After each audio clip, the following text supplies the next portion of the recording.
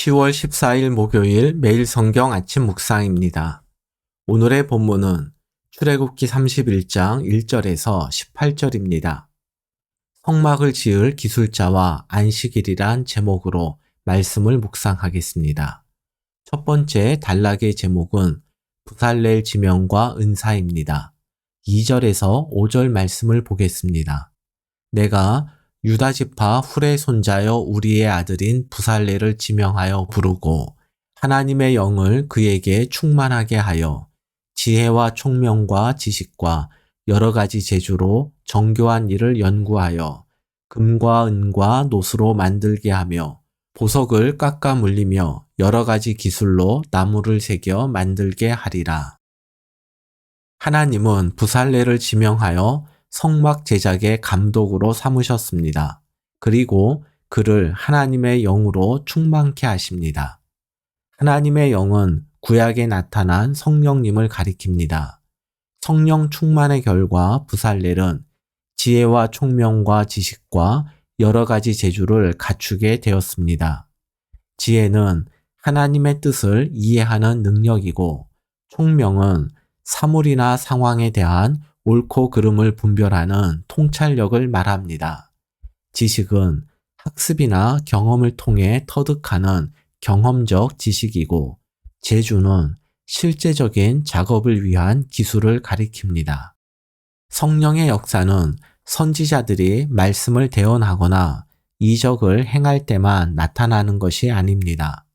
하나님은 기술적인 작업을 하는 사역자들에게도 성령으로 충만케 하시고 그들이 맡은 직무를 잘 감당할 수 있도록 필요한 은사를 주십니다. 부살렐과 뒤에 나오는 오홀리압과 여러 기술자들은 자신의 전문적 지식과 기술 그리고 성령님께서 주신 은사를 통해서 하나님께서 디자인하신 성막을 제작했습니다. 이처럼 우리의 전문 지식이나 기술 그리고 직업은 단지 먹고 살기 위한 수단이 아니라 하나님의 뜻을 실현하는 사명의 자리입니다.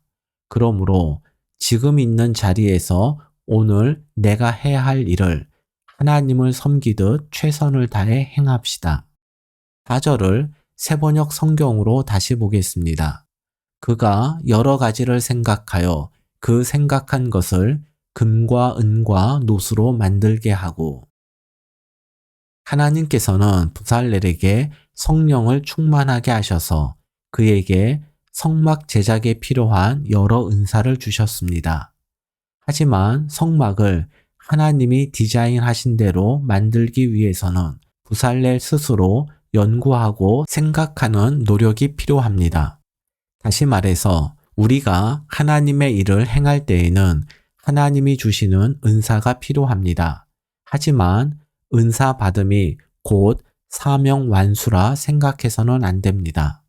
4절은 하나님께서 맡기신 사명을 감당하기 위해서는 하나님의 은사가 필요할 뿐 아니라 받은 은사를 개발하며 노력해야 할 책임이 우리에게 있음을 보여줍니다. 두 번째 단락의 제목은 오홀리압과 조력자들입니다. 6절입니다. 내가 또 단 지파 아히사막의 아들 오홀리압을 세워 그와 함께하게 하며 지혜로운 마음이 있는 모든 자에게 내가 지혜를 주어 그들이 내가 네게 명령한 것을 다 만들게 할지니. 성막 제작 총책임자로 부살렐을 임명하신 하나님은 부살렐의 동역자로 오홀리압과 여러 기술자를 세우십니다. 부살렐의 동역자로 오홀리압의 이름만 나오는 것을 볼 때 그는 부살렐 다음 가는 위치에 있었을 것입니다. 6절을 세번역 성경으로 다시 보겠습니다. 분명히 나는 단지파 사람 아히사막의 아들 오홀리압이 부살렐과 함께 일하게 하겠다. 그리고 기술 있는 모든 사람에게 지혜를 더하여 그들이 내가 너에게 명한 모든 것을 만들게 하겠다.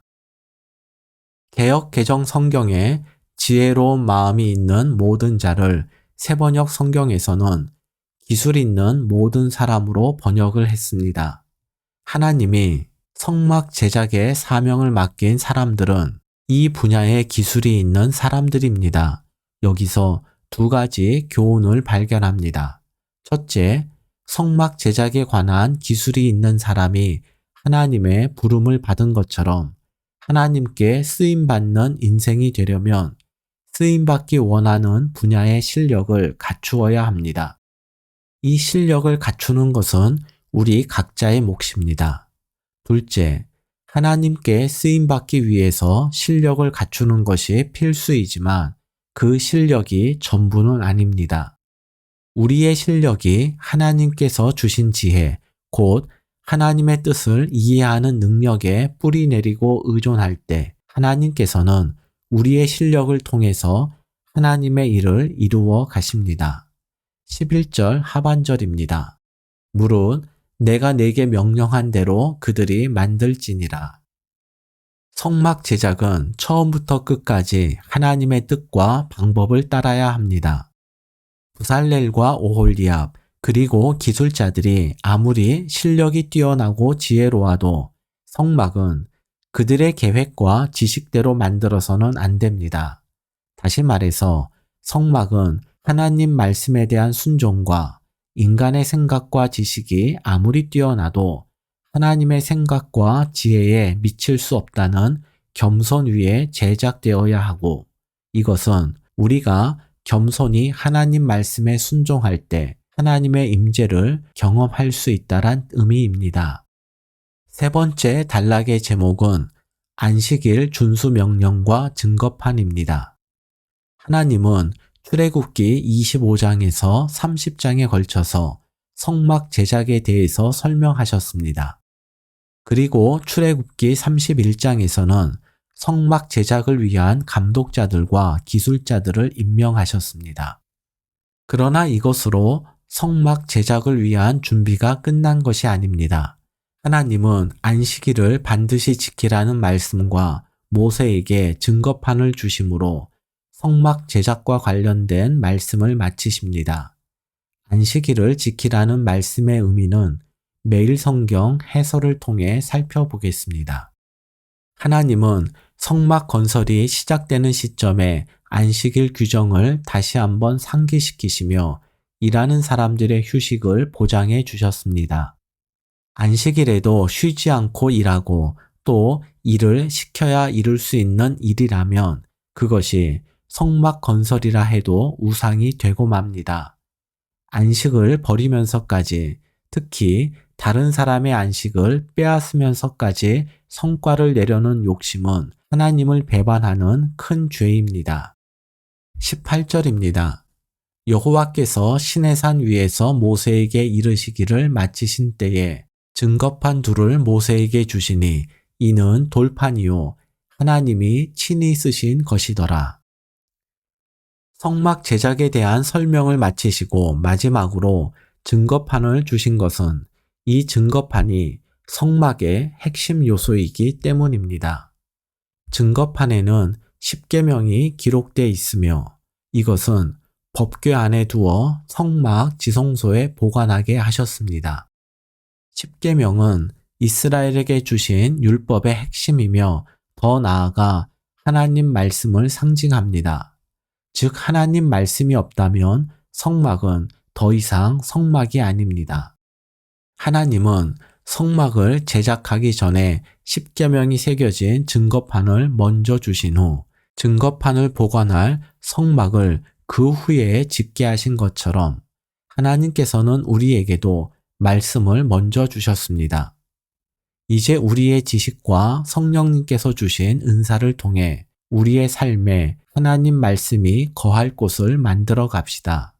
그곳이 어디든 또 어떤 모습이든지 간에 하나님 말씀을 가까이 하고 순종하는 모든 장소와 시간은 하나님이 거하시는 성소가 될 것입니다.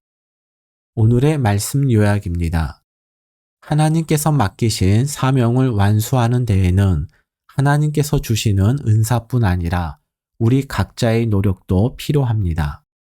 성막 제작을 위해 부름받은 사람들을 향한 하나님의 요구는 순종과 겸손입니다. 하나님 말씀을 가까이 하고 순종할 때 내가 있는 곳이 하나님이 거하시는 성소입니다. 오늘의 한 줄 기도입니다.